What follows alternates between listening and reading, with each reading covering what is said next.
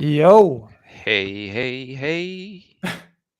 what's going on, Hey, Hexkins? Everybody hey, out there? hey. You got myself, Ryan Hefner here, and Hexercise here for our second episode of the Mindset of Fitness and the Mindset of Nutrition stream for you guys. The new and informative stream on overall nutrition, the psychology of nutrition, and of course, fitness and all that good stuff for the new year here, 2022. Trying to build the most healthy and effective community in all of crypto, as we already are financially. So we're looking to hit the nutritional side. We did a great stream last week.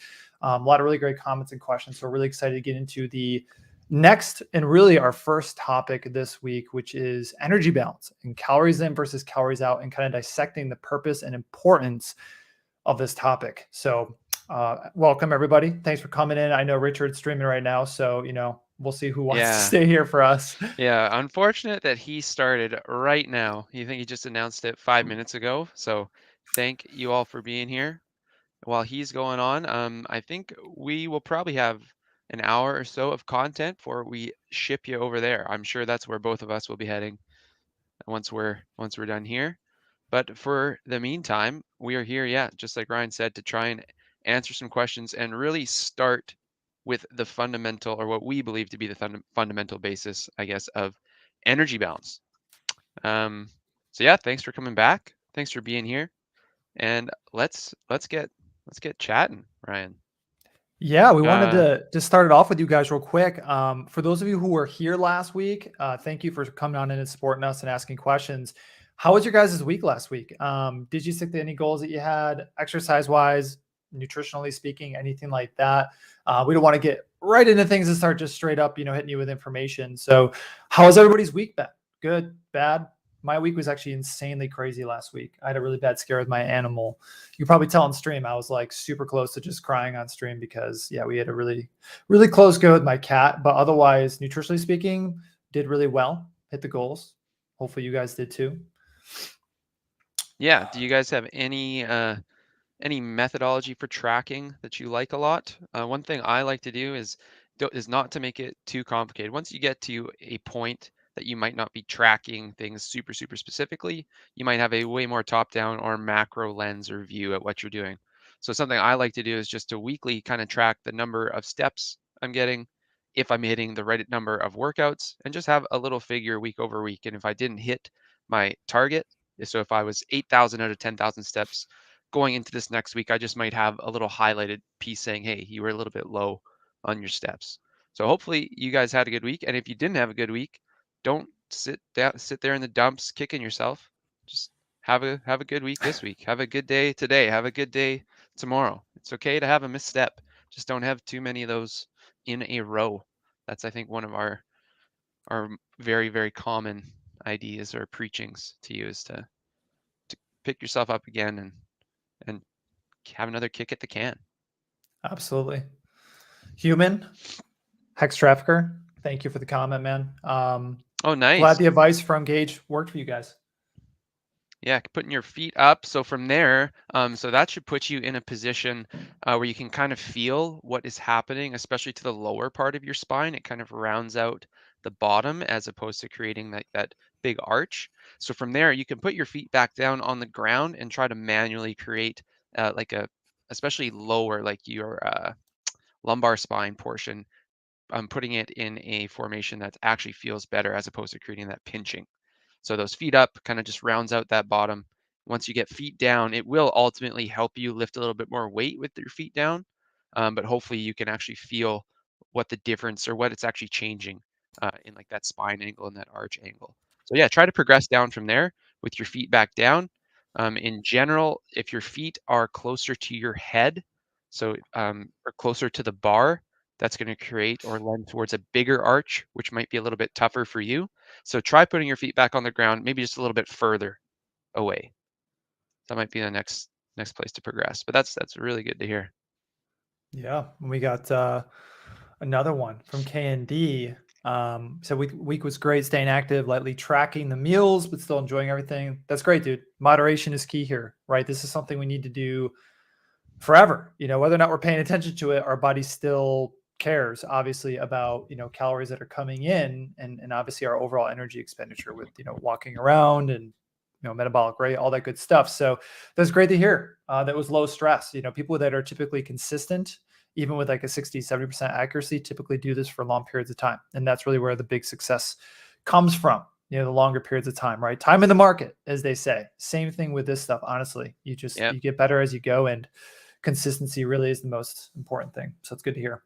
Yeah, very, very nice. If you're able to find a level of tracking or a level of kind of like oversight that works for you, that's kind of what we're looking for here. Something that you enjoy doing and can keep you no stress or stress free or minimal amounts of stress for long, long periods of time. Just yeah, like that time in the market. We're not trying to get it perfect for 1 week. You're not gonna all of a sudden be the world's healthiest person if you hit every single macro, every single workout for 1 week. We're trying to be in the game for a long period of time. Absolutely. Yeah, man. I lowered the weight, just worked out with 45 plates. Nice, dude. Nice. Yep.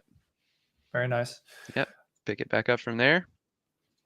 And yeah, if you run into that problem again, maybe try to video yourself and you can shoot it to me. We'll take a look at it. Cool. Well, guys, we're really excited for this topic today because this is something that really is the foundational level of what we're going to be talking about over the next, like many months at this Yeah. point with the amount of Yeah. episodes we have. And really like immersing yourself in this layer is what's going to give you structure for the future. I know some of this will seem very simplistic when we talk about it, but it really is something that becomes more complex the deeper and deeper you go into what makes somebody consistent with food, for example, or being active in general, because all these things change so much with culture, the lockdowns, maybe the food your wife brought you that night, all these things change dramatically, but energy balance is still that thing that's going to stick with us, really until we potentially evolve as humans, essentially. So yeah, we're gonna be talking about a lot of energy balance equation stuff. So CICO, calories in versus calories out, understanding that because once again, we need hexagons along from around here for a long time, not just 15 years, but beyond that too, for future stakes, and also to be a good representation, right? For family members, friends, all that good stuff. Not just asking about crypto stuff. So I know Exercise has got some cool stuff to go over. I got some cool stuff to go over. And of course, just let us know if you guys have questions as we go through stuff for today. And yeah, we know Richard Yeah. randomly came live today. Go Yeah. figure. Yeah, we were just talking about that. We saw the Telegram message, should I do a live stream? And that is almost always followed by going live or going live Yep. in a minute. And of course it was again, it just happened to be at our scheduled time. So that is all right. We do understand we are going to lose out on a large portion of the audience to Richard, fair enough, but we are going to stick to our schedule. You can count on us being here every single week, every Monday, 8 o'clock, 8 p.m. Central Standard Time. And yeah, Richard kind of gets to he's created the position where he can kind of come and go as he pleases and pull thousands of live viewers. So we're going to try and build that rapport as well. Yeah. Plus, you guys can always come back in and just rewatch it. Yep, That too. absolutely, So, absolutely. and our last episode is up. If this is your first time coming in, last one is up from last week. More of a back and forth discourse on things versus really getting into the concrete topics. But there was some good content in there. Hmm. Cool. Exercise. Do you want to take it away first? I absolutely can. Yeah. So yeah, like Ryan kind of set up there for us, the big idea, I guess we're really just trying to lay bricks and build a foundation to work with and to move forward with as we go through the different episodes, different topics, different content, to really supply you with the tools and the understanding to conduct your life how you want to maintain a healthy lifestyle and to improve health over time. So we're both pretty big advocates of this, is the energy balance equation or the calories in, calories out idea that I'm sure many of you have heard about. So just starting, so I think it's going to be a pretty simple episode. We're going to talk about some really, really basic ideas, but really, really important because those are going to be some of our underlying assumptions or our working assumptions moving forward. And if at any time in the future those break, well, we'll have to look back at them. So I think Ryan and I are confident enough, and we've seen enough evidence, we've seen enough data, we've been in the game long enough to say, hey, this is one of the fundamental pieces, one of the fundamental bricks that I'm comfortable with putting as my base layer and kind of referencing as I move through each different area or each different problem or whatever it might be. And that problem or that idea being energy balance. So the first fundamental that I just want to touch on, I'm going to bring you back to friggin' physics, thermodynamics, the very, very first law of thermodynamics. Chat, do you know the first law of thermodynamics? It's going to have to do with energy. So energy can be transformed, right? But it cannot be created and it cannot be destroyed. That's as fundamental as we are starting off. And a lot of people would be like, "Oh, you guys in kinesiology and physiology, you got no business being over here." But this is our working, basically our base layer that we're going to build from. All right? So it can be transformed, but we cannot create or destroy energy. Huge, huge. This I'm going to call that like my number one layer that we are going to build from there. So then our big assumption working off of that law or that rule is that if there's an imbalance in the energy in compared to the energy out of your body, so I'm going to reference your body as like a machine or an organism at lots of points of time here. If there's an imbalance there, the difference is accounted for in terms of storage or loss from that machine or from that body. So very, very simple. If your input is greater than your output, the machine or the body is going to accumulate some version of storage. If the input is less than the output, it's going to lose some version of that storage, right? So energy in versus energy out. We can transform it. We're not losing it anyway. So this is assuming a few things. It's assuming the body is a perfect machine, which it's not.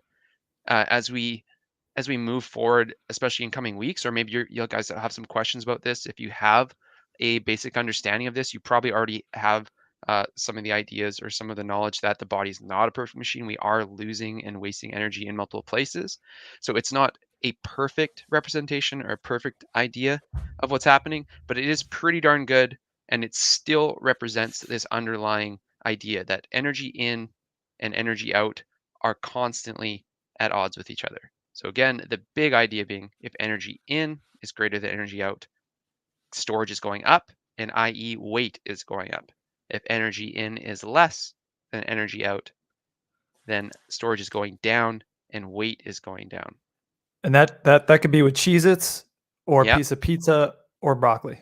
yes, absolutely. So when I talk about the energy in, when we're talking about the human body, right? So we talk about systems a lot. We're talking about the human body. The energy in, there's not too many options. Your options are food and drinks. And I'm not sure, maybe you guys are up to some funky stuff out there, but food and drinks are your energy in, right? So that's where we're getting the energy from. The energy out is how your body expends energy. And now your body expends energy in multiple different ways.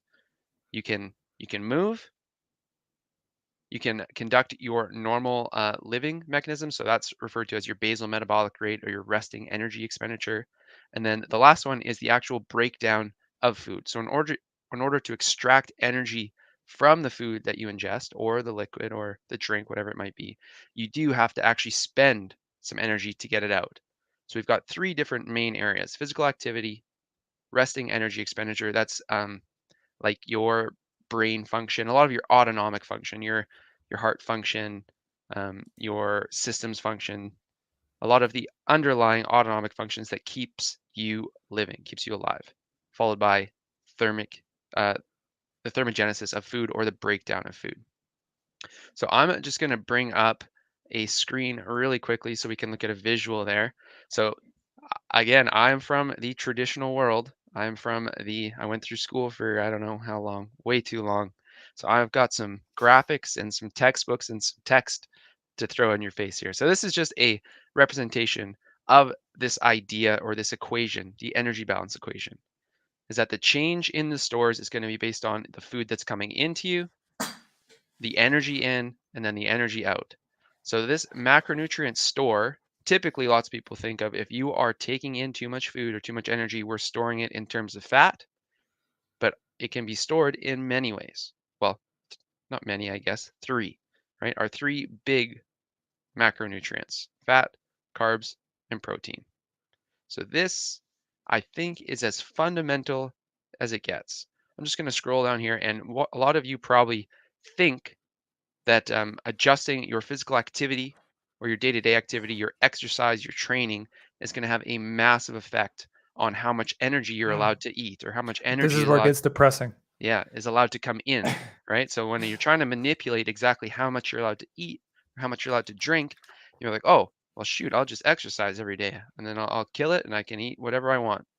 Well, in reality, your energy expended from physical activity is really, it's not negligible, but it's quite minimal compared to your resting energy expenditure.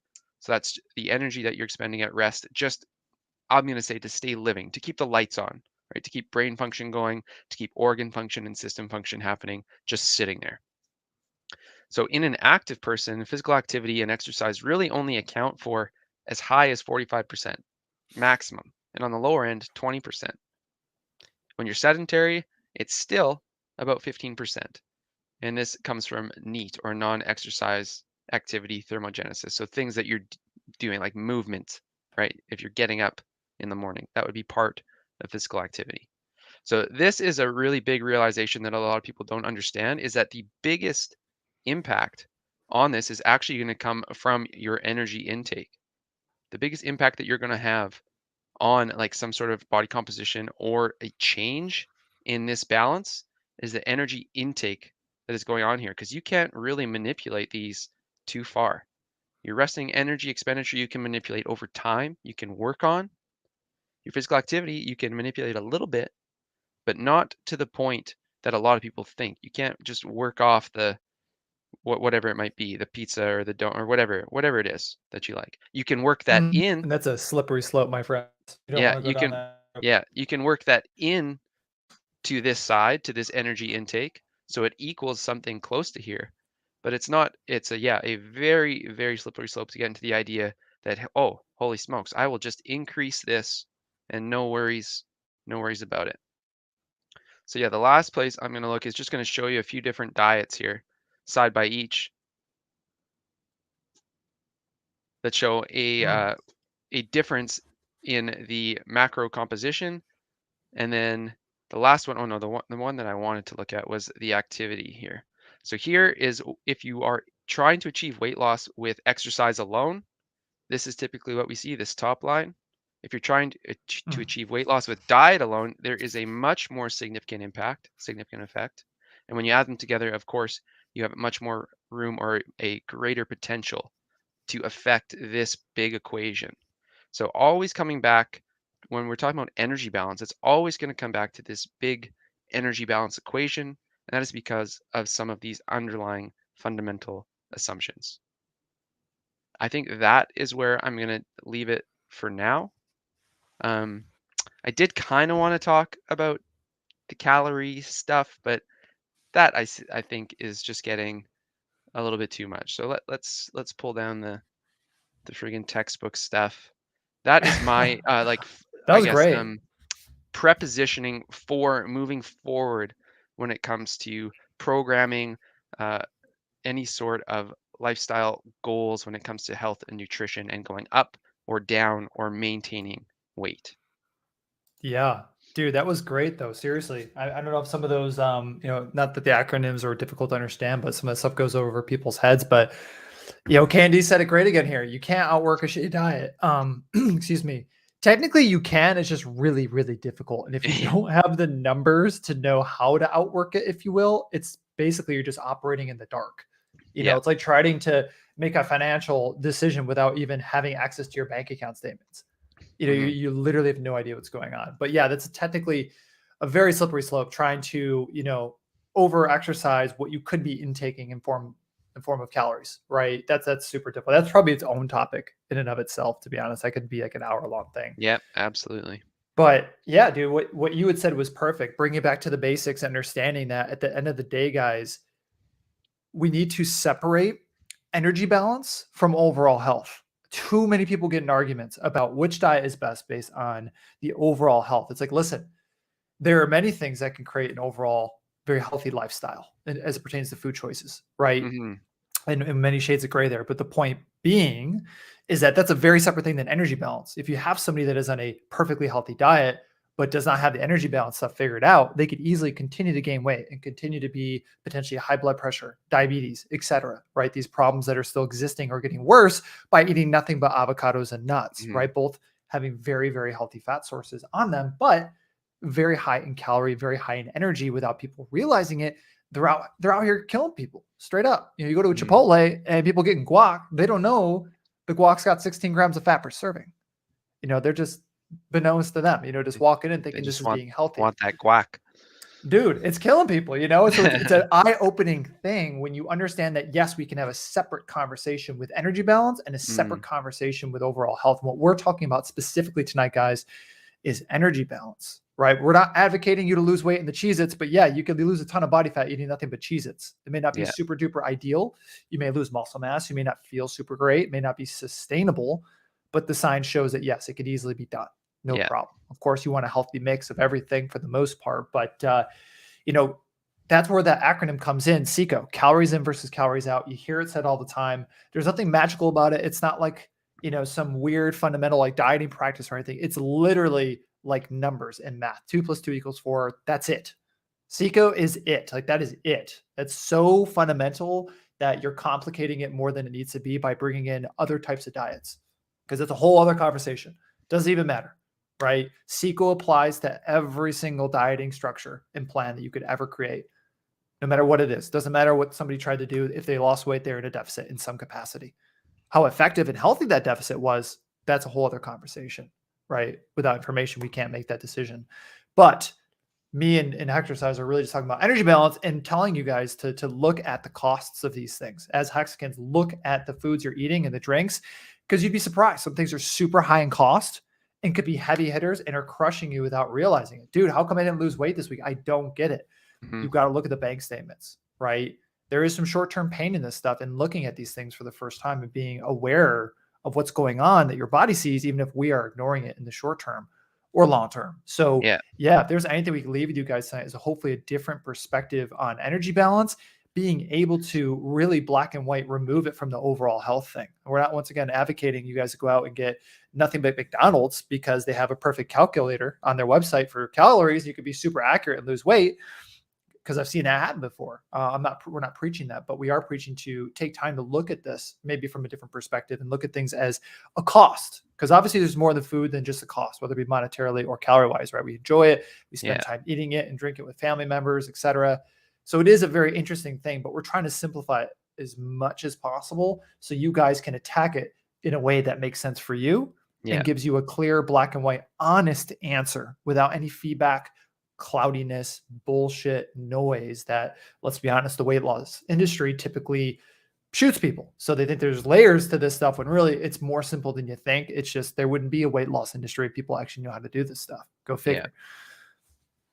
Yeah, that's a good segue into referencing kind of like a lot of the dogma or the different communities that people become entrenched in and almost like cult-like with, right? And the fact is, this underlying assumption or these underlying fundamentals are what have provided the groundwork or the framework for people to get good results, whether they're manipulating whichever variable they want to manipulate that gets to this fundamental layer. So at the core of whatever diet or nutritional protocol you go for or you choose, the real goal is that it will boost that individual's compliance or that individual's adherence, right? Yeah. Whether you're shooting for maintenance or surplus or deficit, if you want to add weight, if you want to lose weight, if you want to maintain, it doesn't really matter if it's paleo or intermittent fasting or Atkins or keto or low fat or low carb or whichever one you want to choose, they are all adhering to this underlying assumption that we're talking about. So once you kind of make that connection or that shift in mindset, you can try to relate whichever one you choose and like try to rationalize it and justify it back to yourself as to how it's actually going to impact this underlying assumption. And if it's not doing that, then I would expect it to not necessarily work. And if it does work, you might have something truly, truly massive on your hands. It's just we have not seen that yet. There's a lot of garbage in this industry that preaches fast solutions, quick answers, easy options, and it's usually for a buck. That's the problem. Yeah, it's tough, dude. It's tough. I see his comment here. I'm going to pull up actually. This is true. Having balls to stream when Richard's streaming at the same time. But Yeah, I'll say yeah, yeah. this: Richard talks often about his own health, and I love that he's cordial about that stuff, and he's working at it too. And I hope Hmm. he comes into ours and potentially changes his perspective, because he made a comment recently, and I remember this. He said he loves food, right? He's doing like pull ups and this and that every day, and I would encourage him to go through even just the first part of our segment, where exercise went through the energy balance stuff and the graph showing just how much energy output from activity levels and how really minimal that can be, or even just breaking down muscle tissue can be when you don't have the nutritional guidance or macronutrient guidance to support goals. It can almost seem like a waste of time, right? The equivalent of going to the gym all the time and not having an understanding of the bank account statements, right? Energy balance, what's going on with the weigh-ins, the charting, which we'll get into in a little bit, just a brief glimpse. It's like you're going to a job and not getting paid. It's very frustrating. So especially with Richard, like obviously we want everybody to be healthy in the X community. All else, of course, Richard too, to be Hmm. in a great mindset and to be around for as long as possible. So yeah, ballsy, but I'm sure there's a lot of people in the community that are all doing stuff right now at the same time too. So I'm sure he would encourage everybody to go out and help the Hex community. He loves his community, man. So hopefully he pops in. I would love that'd be legendary if he came in. It was just like, you know what? Maybe I should try doing this and still have all the food I enjoy. Maybe this could work, you Yeah. know? Yeah, it would be really cool to have him on one day. I know he will one day. He's a busy man right now, and he does reference it a lot. We both, yeah, like how honest and straight up he is about his own situation and how there is more he could be doing to better his own situation, and he might not be like the shining star to look to for this aspect of things because he knows there is much better things or better routes to go about things for him in his current situation. He just has not put the time and effort in yet. I'm sure he will, or I think I hope he will. I think we all hope he will. So yeah, we'd love to chat. We obviously we're here. We're pretty involved with the text community, and yeah, I think we'd both love to chat with him and pick his brain on like kind of some of his thoughts, either his fringe thoughts or his general thoughts about health and fitness. That might be one of our goals. Let's set that as a goal right now, Ryan. Get him on. 100%, dude. And yeah, I Yeah, didn't mean right now. I meant in the future. yeah, Bring him yeah. in for sure. One day. Yeah, yeah, absolutely. That'd be so sweet.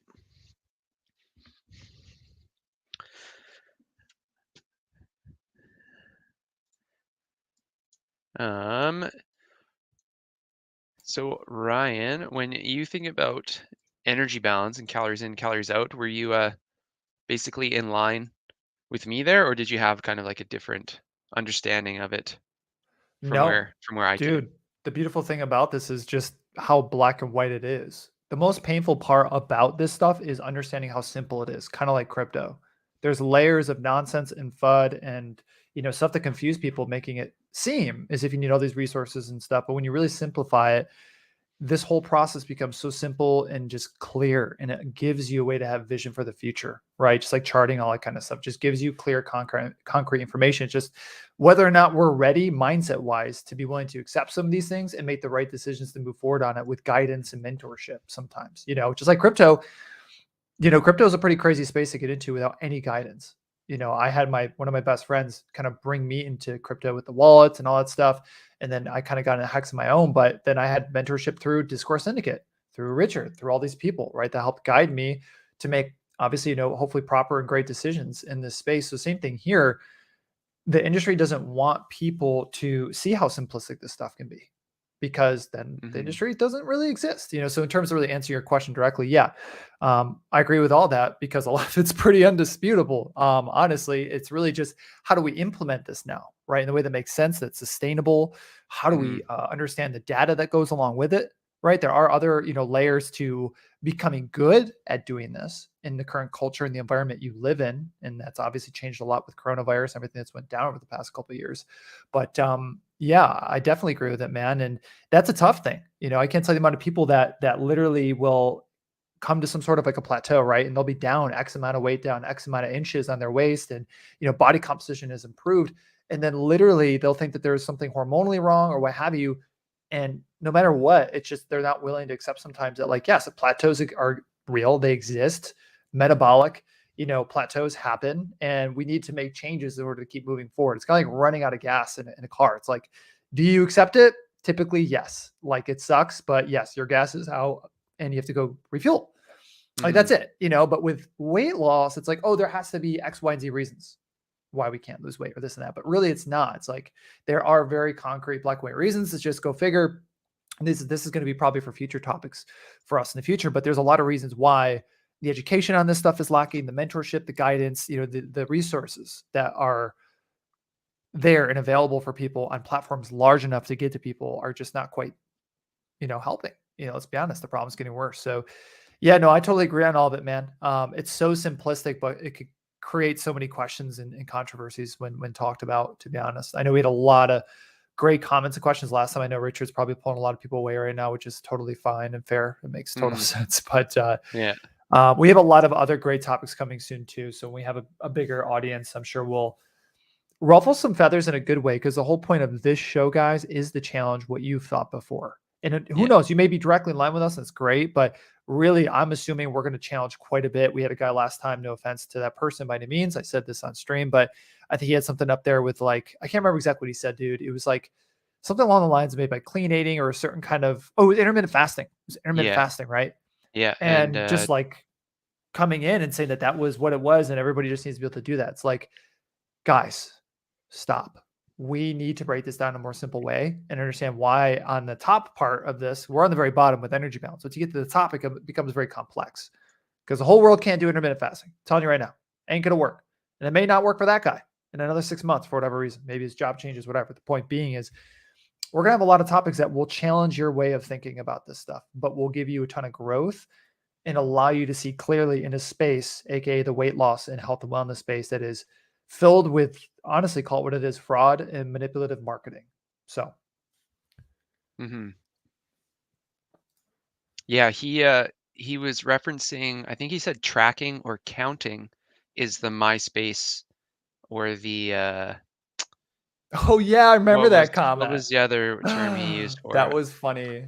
I think we came to a pretty good conclusion or understanding, but I actually did go and find a couple of studies that I think, if you'd like to look at, are awesome. So maybe just pop up my screen again real quick. Oh, We'll beautiful. go look at some research data. I'll go back to my roots here again. So one of the things that I had queued up for me to go look for was to try and find if there was weight gain from intermittent fasting.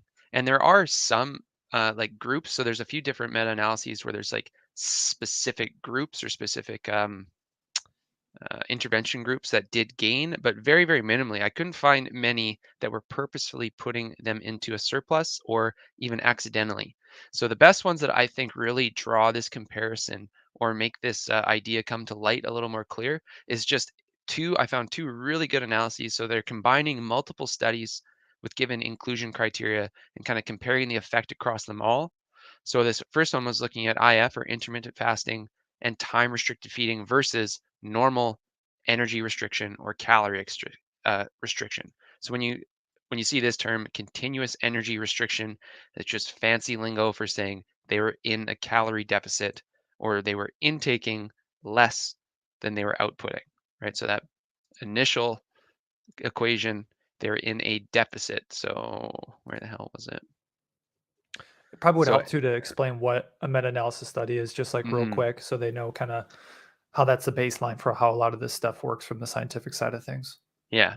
So the deficit means that your intake would be less than your expenditure. So this value would be negative, meaning your change in energy store, whether it's fat, whether it's protein, whether it's carbs, would be negative. So that should result in a net loss. So when I say meta-analysis, it just means they're combining multiple studies findings, or specifically their data, so they can look at a larger effect. So in this current one, so this is looking at intermittent fasting versus normal calorie restriction. I think they combined 11 different studies here. And they had a pretty, 11 different studies. And they had a pretty strict inclusion criteria, which is pretty nice to see. Lots of times when they compare intermittent fasting to normal calorie restriction, what they're doing is sleight of hand. And I'm not saying that's inherent to intermittent fasting, that's inherent to absolutely everything. lots of times you'll see some what I would call, sleight of hand by using specific groups or specific intervention methods to make sure that you see a superior result in one.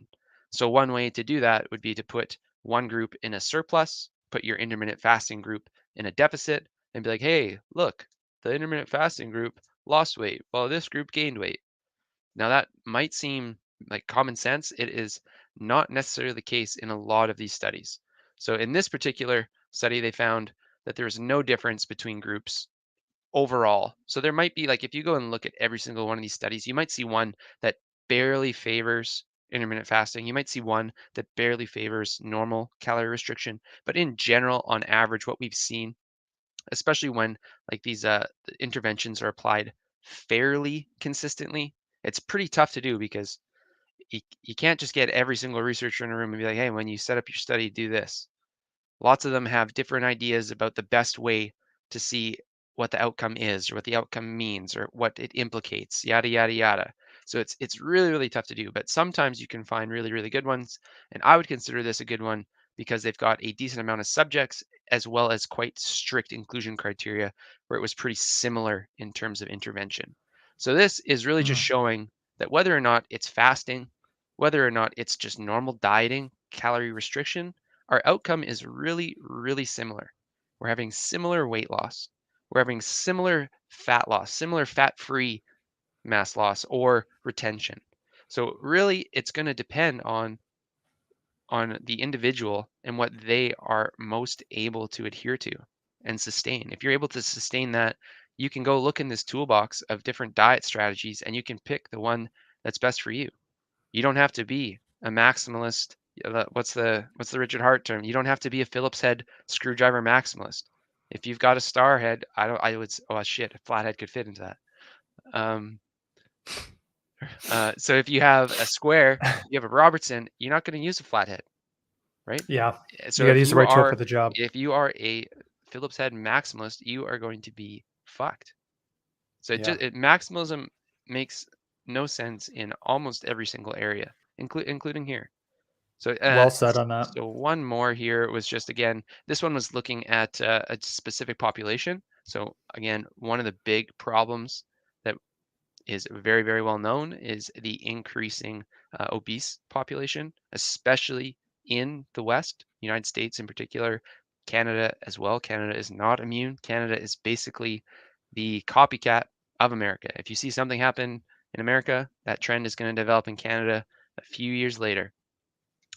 So one area that I will say looks like there might be room for research is in a specific population like the obese or like diabetics.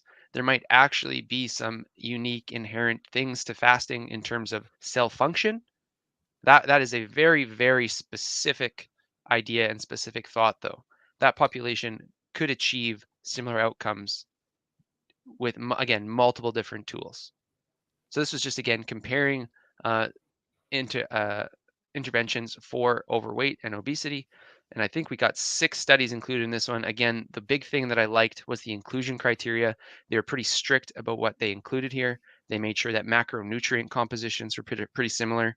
That's one of the big things, and that calorie intakes or surpluses or deficits were quite similar again. And what we saw here again was extremely, extremely similar.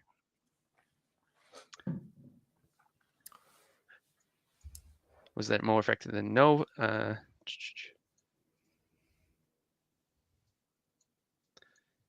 want to find the one line here. It's pretty. So this is what you don't want to be ultimately as an abstract scientist. That's kind of what I'm doing right now. But if you want to go look in detail at like the actual methods and the actual interventions and the setups, then you can go look at the full article from here. But the big takeaway here is that intermittent was comparable to normal calorie restriction. Calorie restriction, very comparable to normal. You love to see intermittent fasting. So these are 2 pretty recent ones.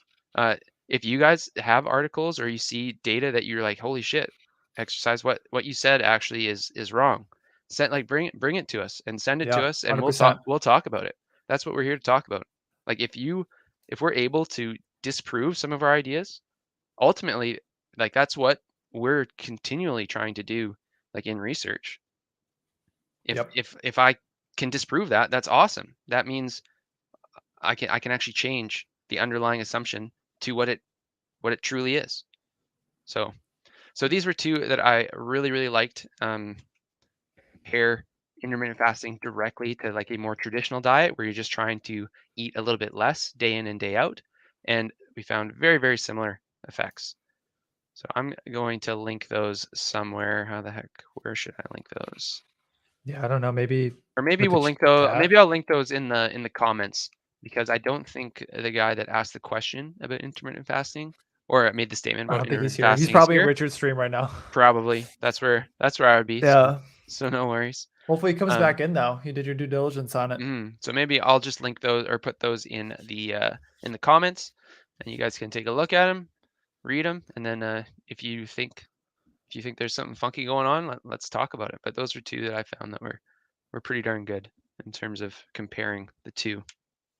Yeah. And keep in mind, guys, too, in exercise, correct me if I'm wrong on my wording on this.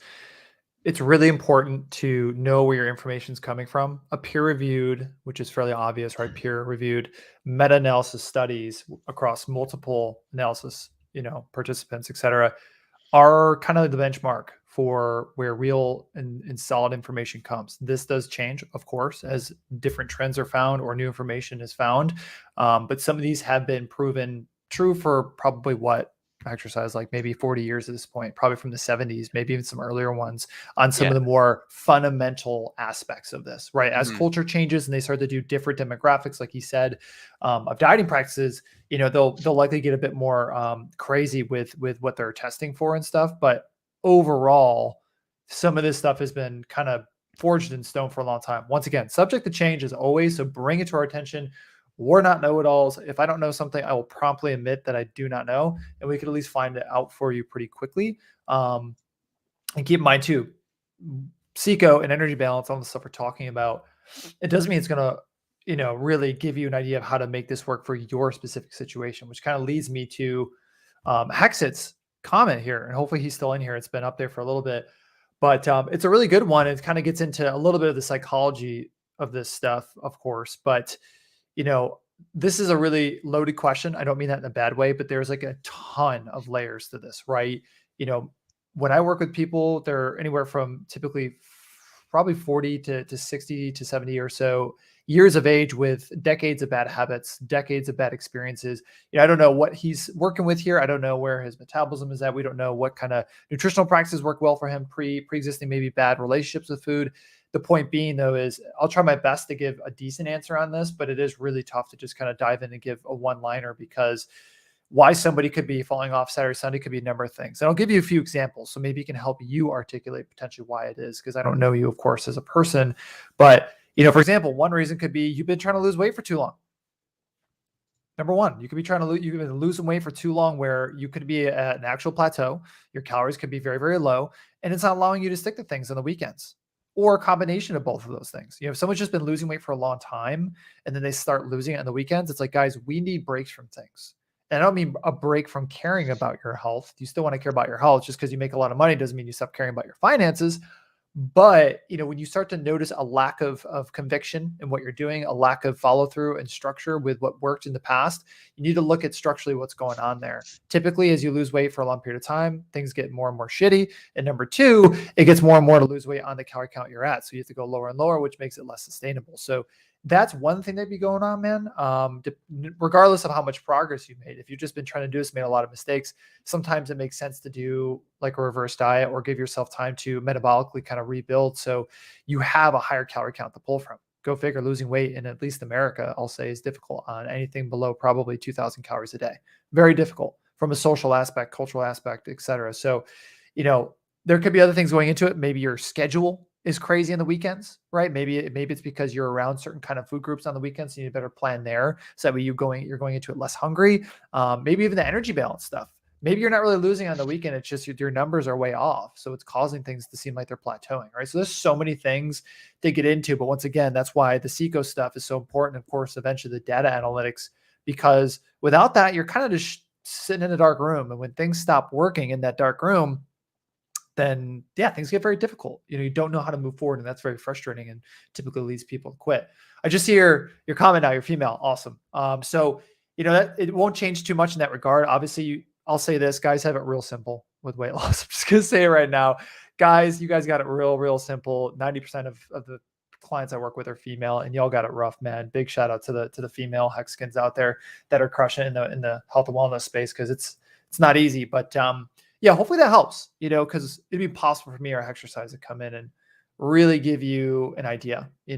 I just would be shooting in the dark on an answer, and I could go on with a bunch of other reasons too, but yeah, look to things structurally, see where the consistency, the sustainability is falling apart. That's typically your red flag. Could it be that you're actually at a real plateau? Sure, but I would just want to see data to show that.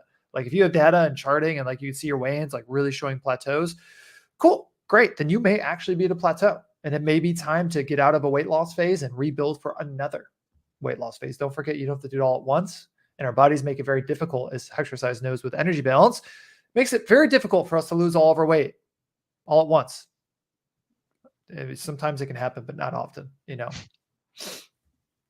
But yeah, really good question. We'll probably have a lot more of those as we progress on the stream in the future episodes. Yeah, very tough question to answer specifically, because this is a world of nuance and context. Most absolute statements can be wrong in given a certain context or specific nuance.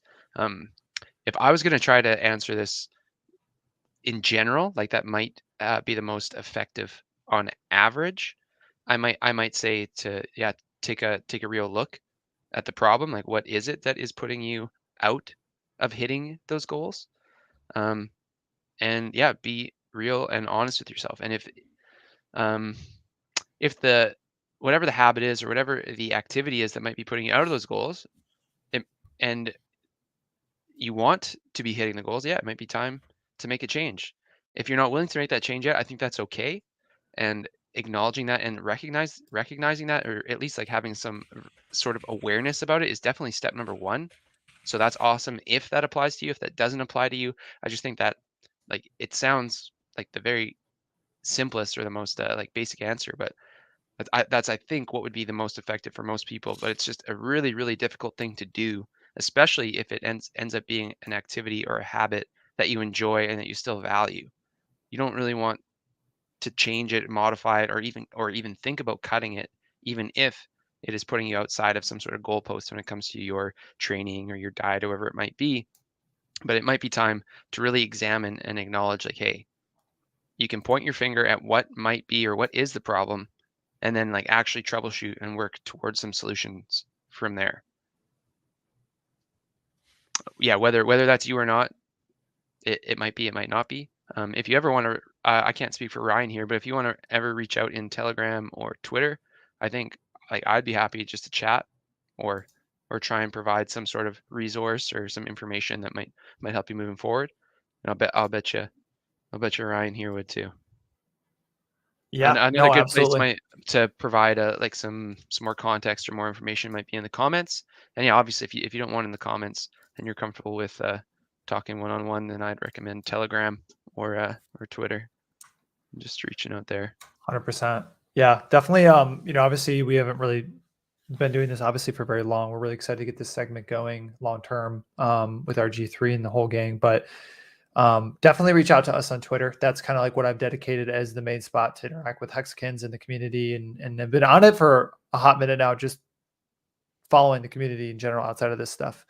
But yeah, really good question. I mean, that's how these streams can go on a long time when people ask stuff like that, because they're all good questions. But that's where the layers of complexity come in. People forget the numbers on this stuff are so damn simple, and people overcomplicate that.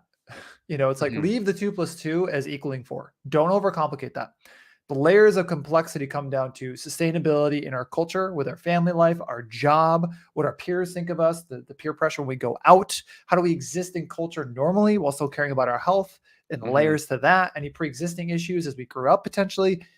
and on and on and on and on and on. That's the reality of the complexity of this. You have to lead, and I'm always going to say this, apologize, exercise for repeating myself on some of these lines, but you have to lead with the psychology first and then make sure the numbers back it after. You can't lead with the numbers. The numbers can look beautiful, but this ain't crypto. Mm-hmm. Our emotions play a big role in what the chart does here. Yeah. Big role, right? In a way, kind of like they do with day trading, but that's obviously not what all the chart is. It's just people day trading. So yeah.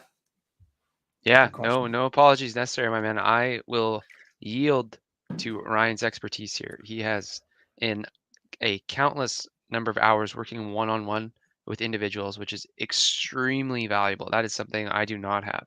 I went through a bachelor's degree, I went through a master's degree, I did a thesis project, I did some research, so I love the numbers.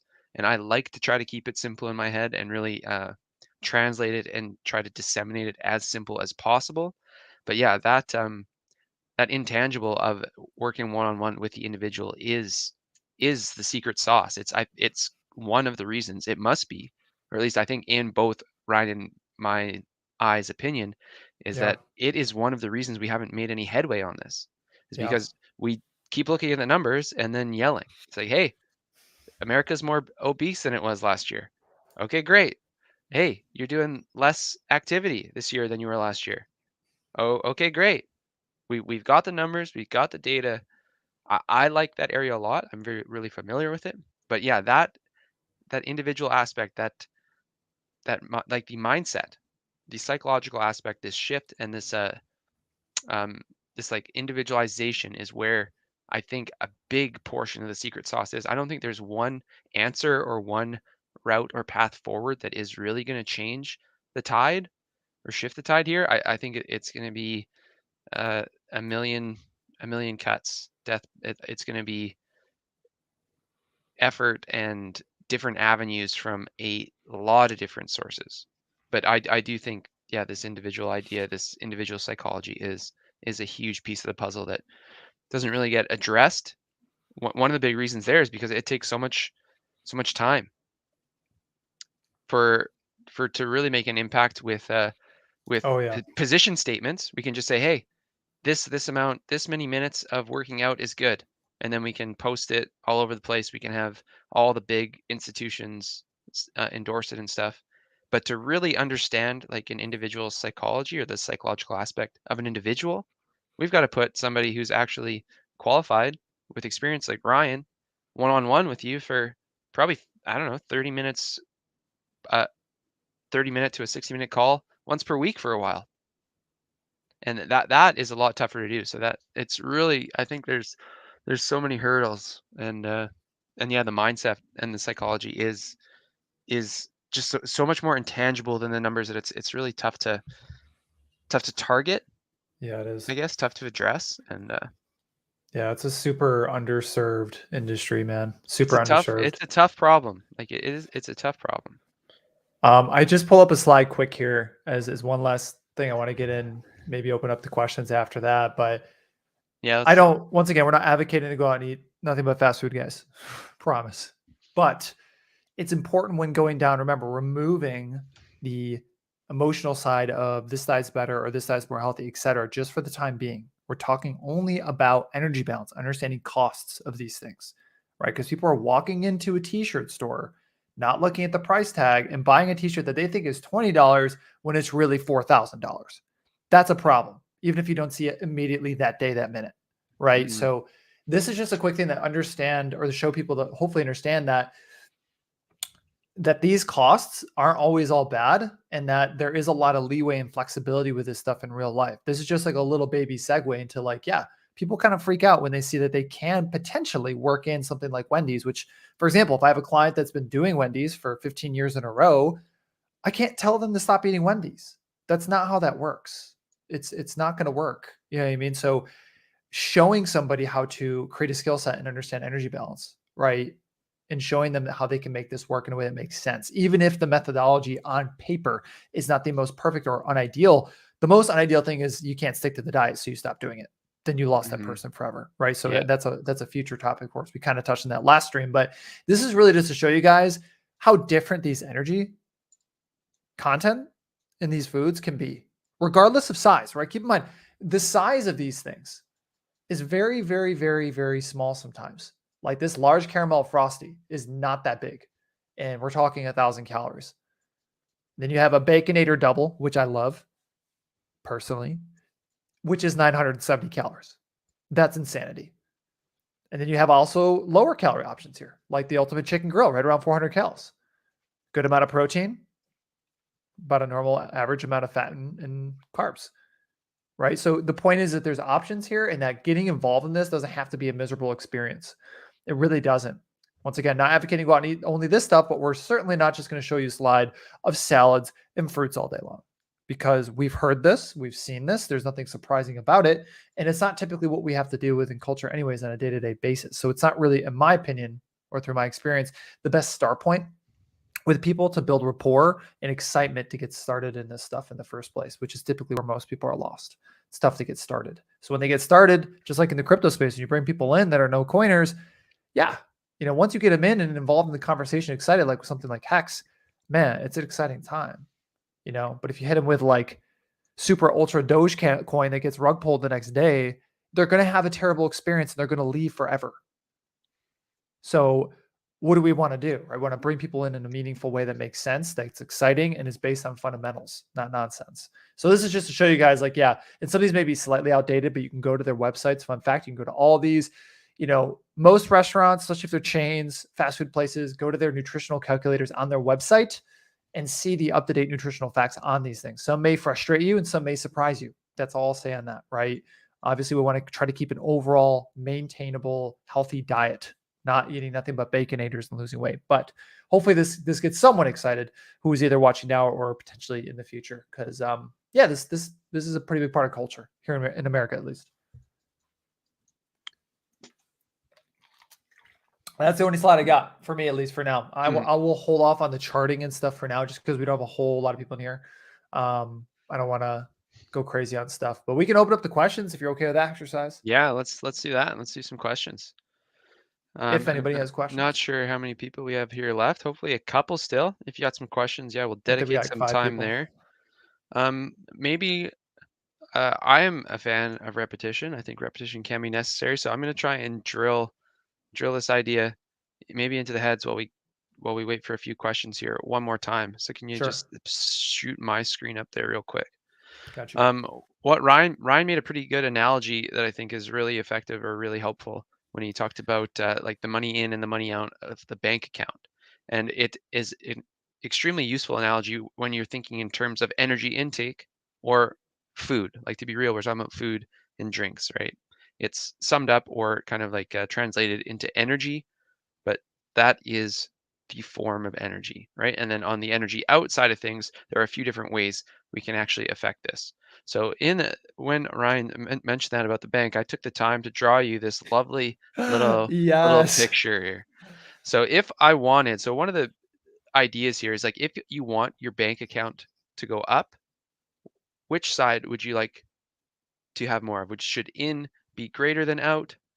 Should in be less than out? Should in be equal to out? And then what happens in each of those situations?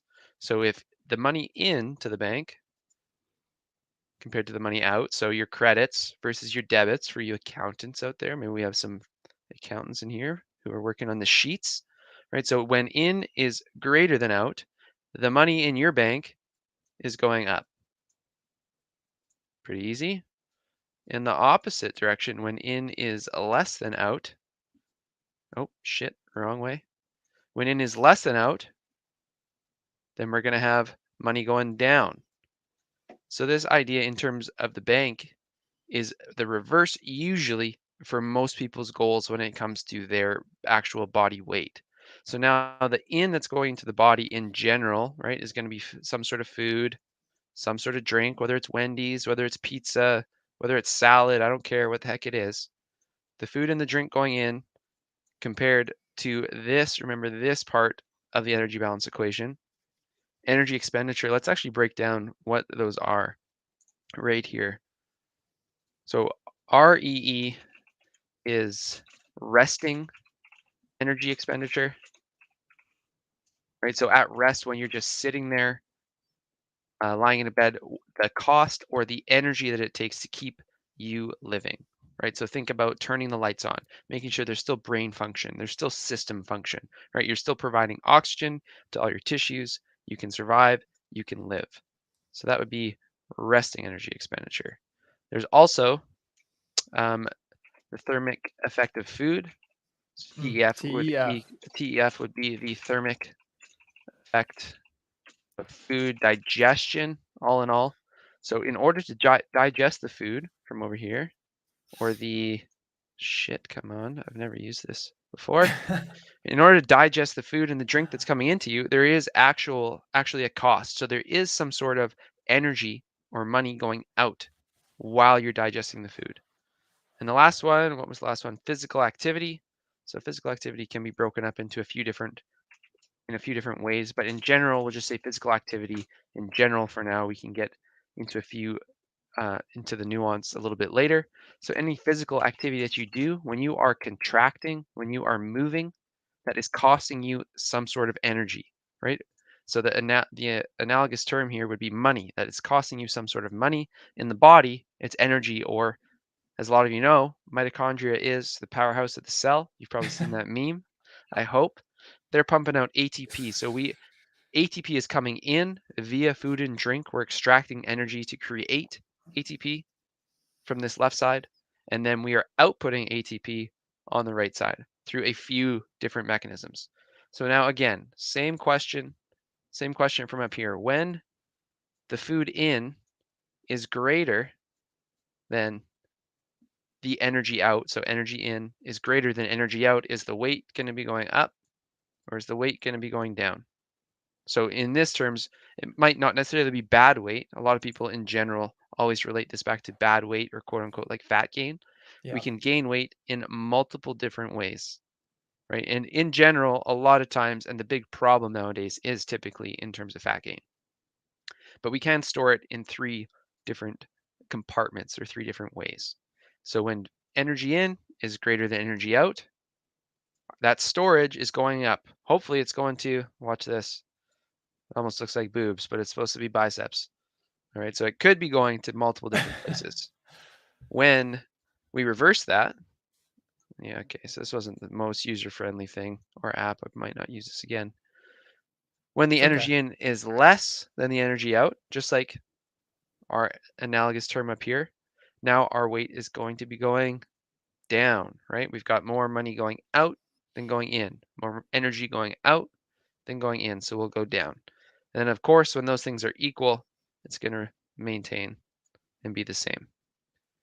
So that is kind of the summary or the reiteration of this whole like fundamental preposition that I tried to make based off of that first law of thermodynamics.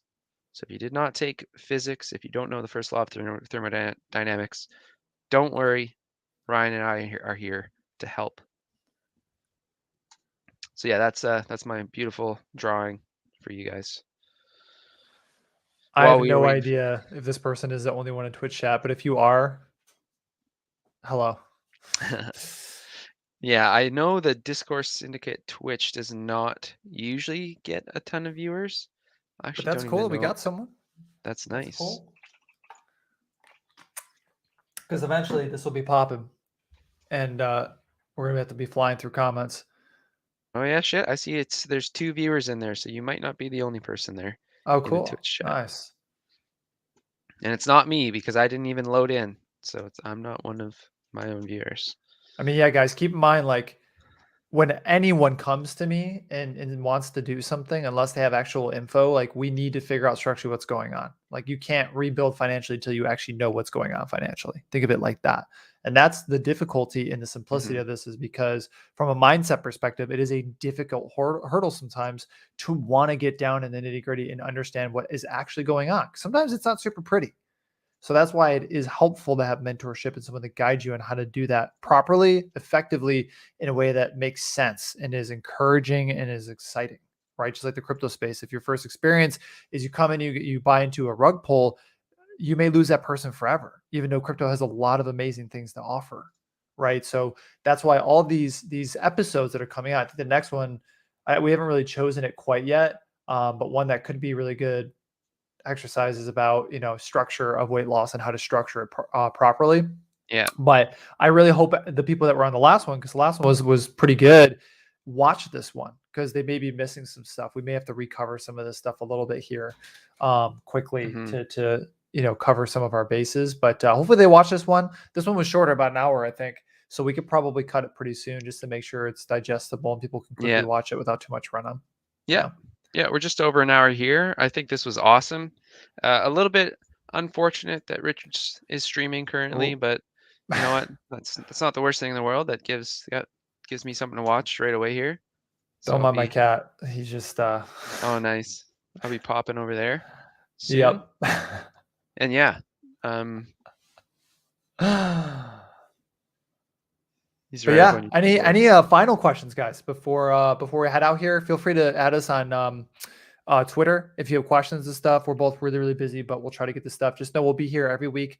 Monday, just so happened that Richard also streamed the same time as us tonight. But yeah, feel free to shoot us questions there, or just wait until the next stream. Share it. We are, I think, at the moment, really one of the only ones. There may be, I think, one or two others max in the space for the Hexkins, giving you guys really what you need to hear in all the data analytics, all the stuff that's coming real soon with the future episodes, to be able to do this stuff effectively on your own without investing insane amounts of money on silliness, Hmm. which is going to be presenting itself to you in the beginning of the year, as it probably already has. So, yeah, any final questions, anything at all before we close things out here? I don't see any other ones in there. I don't Hey. either for now. Oh, we just got one from Twitch. Quick, we can answer this one quick. Oh, nice. You want to go? You want to go on this one first? Is it the one that is up there? Have you guys heard of the carnivore diet? If so, thoughts? Oh yeah, sure, I can go. Yeah, I have heard of the carnivore diet.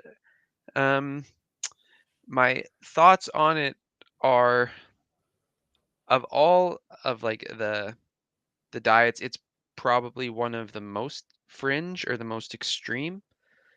Like as you can probably guess from the name, the carnivore diet tells you that you should only eat meat, nothing else. Within the carnivore diet, or at least within that crowd, a huge faction of them seems to be like very, very extreme in that they'll only eat raw meat lots of times. So Oof. I find it to be very, very yeah, a very extreme version of a diet, and definitely not like it definitely hasn't been shown to be the best or anything. So there's no reason to engage in it if you don't really want to. Um, it seems to me, based off of all the evidence I've seen, if I was going to prescribe or pick a diet to tell you that is probably closest to being the quote unquote healthiest, I probably wouldn't pick it.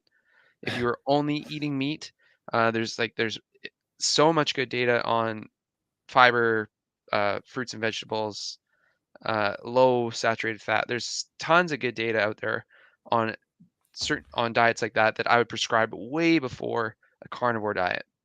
Now, if there's like a unique uh, condition that's inherent to somebody, so I think like the first thing that comes to mind is some sort of like immune disease, like where you have trouble with like digesting certain things. That like there might be some benefits to the carnivore diet compared to a traditional diet, but that doesn't necessarily mean it's optimal or anything. So I would say I'm personally not a fan of it, and like I'm never going to tell somebody like, hey, like go look at the carnivore diet. Uh, I it's yeah, I would say like a pretty extreme faction For sure. of like the population that adhere to it, or like a pretty um, minor fraction, and then within that fraction, there's a pretty extreme group that are like, yo, raw only, and it's like, well, I you can extract much more nutritional value from cooked products than you can raw products. Like that's true almost across the board. Um, they'll have like certain arguments for that they're almost just like parroting from whoever the big follower count is that has Well worded. that probably has evidence to like at least if not fully disprove it, to at least combat it and say, hey, it's equivalent to this and this and this and this and this. So yeah, I'm personally not a fan, but like if you're gonna do it, it's not like I don't know, like it's an option, right? It's a tool in the toolbox. It's just I don't personally think it's the best tool. It's one of the more extreme tools that would be applicable to fewer situations, I think. Yeah, dude, that's well worded. I'll keep it simple because you basically covered everything that was worth saying on it. Don't read too far into any of these diets, man. Stick with what works best. Try to maintain overall health. Sustainability is the most effective diet out there. Yeah. If you can't stick to it long term, I really wouldn't suggest trying it because Yeah. it's probably not going to stick long term. And what's worse, doing maybe 2 months of perfection and losing a teeny bit of weight and then falling off and then likely to never retry, aka the rug pull example, or you stick to something that is actually sustainable, works. You get excited by actual real metrics that show you progress. And then over time, you make your own discernible Hmm. decisions to improve your overall health. Maybe you don't do the Wendy's as much or whatever, but it's on your own volition instead of someone telling you to eat a certain way, which becomes much more of an organic shift in my experience, and one that's exciting because it's your decision, not mine or anybody else telling you go do this or that. Not Hmm. to poo-poo on carnivore, because I mean the last guy was intermittent fasting. We're going to probably have 100 of these. So we'll probably have to start skipping them at some point. But this is why our conversation tonight of energy balance was so important, because no offense to anybody that wants to ask about specific diets, but none of it really matters. Hmm. Overall energy balance is what matters the most. You have to build from there. Hmm. Then you go off of sustainability. And I don't want to get too ahead of myself here, Yeah. but good question. Yeah. The cat Can came in as a closer here. Yeah, nice. Yeah, can you be on a carnivore diet and be healthy? Yes. I just think there are aspects of it that make it harder than a more moderate approach. In Of course. general, I've always found that moderation is usually a better compass than some sort of extreme take on it. 100%. Yeah. Go in to close it out on, man. Yeah. Hi to the kitty. Thanks for coming. Yeah, man. Thanks Thanks for for the popping guys in. and gals who stayed in. We appreciate it. Spread the word. Yeah. We don't have an exact idea yet of our next episode, but we just know we have like at least 20 planned on some really cool stuff. And the last one we had like probably 40 to 60 people in here or something like that. Yeah, I think we had about 50. 50. Yeah. I think that So the highest number of viewers 50 or so. a little bit So, lower today, but we had kind of some more, I don't want to say boring stuff to go over today, but kind of more concrete stuff versus more like mhm. opinionated stuff. So probably for the better, it happened on this one when Richard Hart goes live on the exact minute that we go Yeah. live. So Yeah. So yeah, we'll build from here. Ultimately, yeah, to providing the tool set where yeah, you can be your own coach, your own guide awesome. Well, from day to guys, day, week to week. it was a pleasure. Like I Yeah. said, hit us up on Twitter or just drop comments here. I try to go back to the YouTube videos to Mhm. see if there's any extra comments that we missed. But Yeah, good call. yeah, definitely follow us if you'd like, but if not, just know that we'll be here same time again Monday of next week. Yep. And bring your questions there. So far right now, obviously the audience count's still small, so we can basically get to everything for the time being. So yeah, appreciate all you guys. Anything you want to say exercise before I That turn it sums off? it up. Monday, 8 p.m. Central Standard Time. Cool. All right, Hope guys. hope to see you there. We will see you very soon. Talk to you guys next Monday. All right. Peace. Peace.